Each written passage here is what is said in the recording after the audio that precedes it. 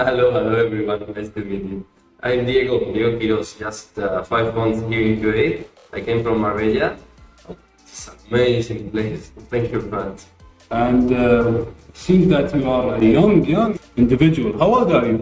I'm 22. I'm 22. I will turn 23 in September, inshallah. MashaAllah, because as we can see right now that the beard is very misleading. So you seem more than, older than yourself. I mean, 22. You look like 35 or something like that. Other sports, like any other rackets? Sports? I played when I was 6 years old. I played tennis for 6, 7, 8 months. Then I went to football again. Oh, really? Yeah. And when I started playing paddle, because in my village, in my city, they built 4 paddle courts beside the football field. Because we know that football is the main sport in most countries in the world, especially Spain. Yeah. Everybody loves Barcelona. Madrid, Madrid. So don't forget about Malaga. Oh, okay, Malaga. Okay. So let's talk about football for a second. Who's your favorite player right now? My favorite player right now? Yeah. Ooh. I always will love Messi. Now I hate him, he's not in Barcelona anymore. The official coach certificate, because Be good, but yeah, I have RPP certification. RPP is professional paddle register. So this is the international certification. I also have the Andalusian Federation, the Spanish Federation, but the international one is for RPP.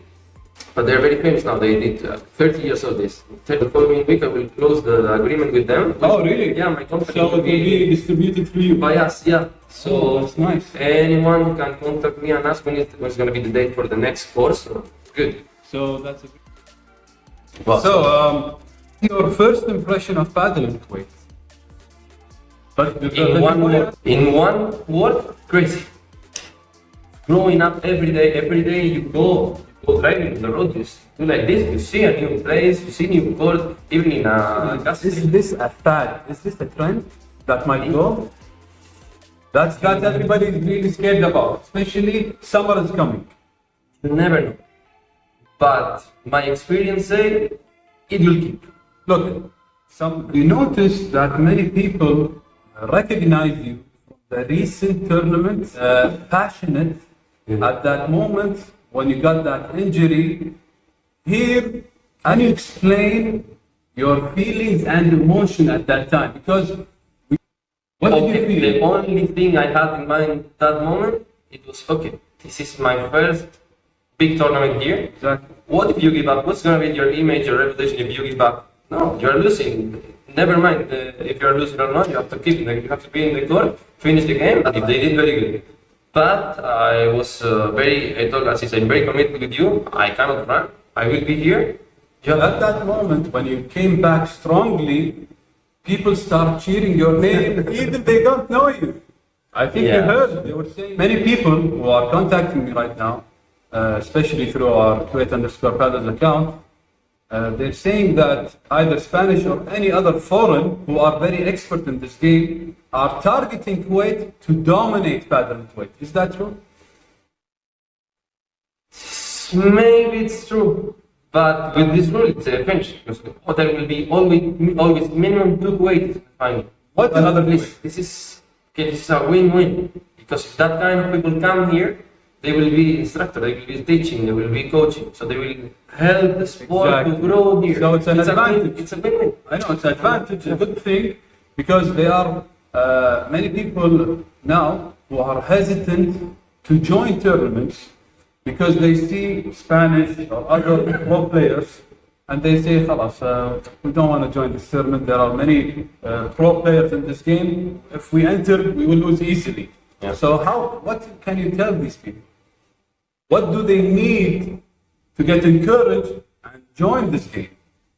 Now they are organizers and that companies who are doing tournaments, sponsoring tournaments. They are doing good because they are doing pro category and category B. Exactly.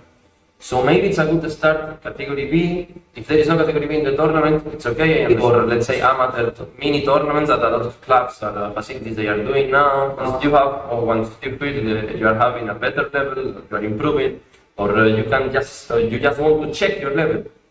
okay, let's go to a tournament and you will see what you need. Let's call your coach to come and see you, and he will help you later. This is the only way, training and playing, training and playing. Who can play paddle? Everyone. Everyone. My grandma can't play paddle. Yeah, would you like to say some words for your family in Spain? And say hi to them? In Spanish, please. Yeah, please say it in Spanish. Os echo mucho de menos a todos. Tengo un sobrino pequeñito de 3 añitos, nuevo. Tengo una sobrina de 3 añitos y un sobrino nuevo que acaba de nacer hace 15 días. Os echo mucho de menos. Os mando muchísimos besos. I just said that I miss my family. I have a niece 3 years old. I heard only mucho. That's the only one. I have a new nephew. Oh. Yes. 15 days. Congratulations. So I miss it. Happy journey in paddle and in your career. And we heard you're going to open your own facility, correct? Yeah, there is a project.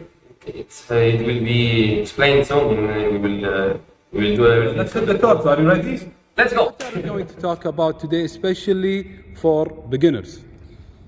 For beginners, I recommend to play like minimum once a week, obviously, twice a week, to get into the sport, to have fun, to find 2, 3, 4 friends to gather. Even you can book 2 courses, 8 people from your friends from the university or your family. Okay, so I know that you're a coach. So what's the difference between coaching and teaching?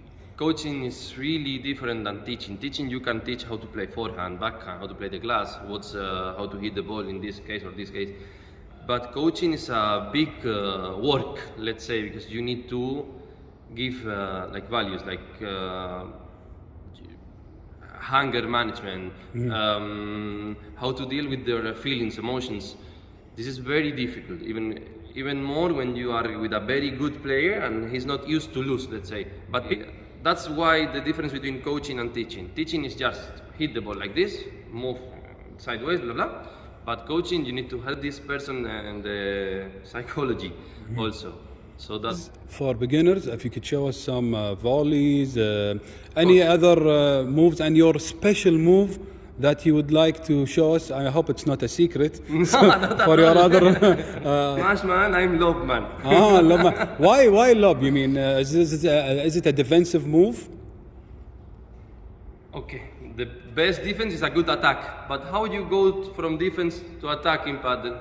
You need to pass them. Can you? Forehand is the main shot, the most important shot. So you have to be sideways. Okay, look, align. Then it's really important to use left hand. Why? It gives you the stability, the balance of your body, and the distance with the ball. This is the impact point. Okay? So, please, when the ball is coming from the right to the right side, 1 and 2, but short, not too long, short. Then you have to hit in front of you and follow through. So now I have to put right leg in front of the other one, and it's the same, but I have to support with the left. 1, and then I just hit in front of me and open. This is the way. Why do you need to open your hands? Because this is the way before we did like this to get the balance. This is the only way I can finish with balance and stability. Okay? Why you're holding it like that? This is stability. Because here I'm ready to do any shot. For example, backhand. Now I'm just ready. Okay? Forehand, same position. So from here now you are ready, and also here. Can you show us some of the, for example, smash, bandeja, and you explain what is a bandeja, what is a vibiora? Bandeja. Why it's called bandeja? Bandeja means tray, same as the waiter. Tray in the restaurant. صينية احنا نسميها بالعربي. نعم. Yes. The item you put the glass on, for example. You see they play a lob, and it's not a very long one. You get sideways, okay? And then come back. We noticed that many people do not continue their swing. What will happen? I told them mosquito killer. They're killing a mosquito. Okay. Out, so they just stop here. Yeah. 1 and 2. And continue. Then you use the swing. Then go. Go to the net. Because you will feel like, why víbora? Víbora means viper in Spain, the snake. Because you move your arm as a viper. So now you have to hit the ball on the side, but move like this. Can we see it from the behind side? Prepare the racket behind your head, okay? And you hit here from the side. So the ball will turn. Spin. Yeah. will Sideways. go like this. Yes. Can you do it again? Let's again. Here, open, points the same, and hit the ball from the side. Okay, Okay, that's so nice. the ball will have a spin and will move. Look. You see how it goes to the side? So it's also a strategy shot to confuse the opponent. How to do the smash. Okay, this is a shot we use to win the point. So I have to focus on do it properly, because if I do it properly, I win the point. But if I don't do it properly, either I send the ball out and lose the point directly, or I give them an easy shot to return behind the head. Okay, a little bit high. Not exactly behind, a little bit high. And I have to hit the ball as high as possible, but no jumps, because if I jump, I lose the stability. We've seen a lot of people jumping. Yeah, but it's not in the beginning. I don't recommend this. The ball should be concentrated in the middle of the racket. Please, if possible, or a little bit to the top, to the head. So 1, 2, okay, and wait.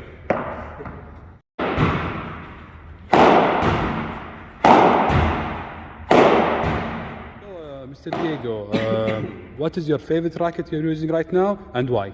My racket, the racket I'm using now, it's also my favorite racket, is Dunlop Aerostar Pro. Dunlop is doing things very good now. I'm not that kind of player that smash or play very strong. I'm more control, defense, and giving the point to my partner. So he finishes, I do everything he finishes.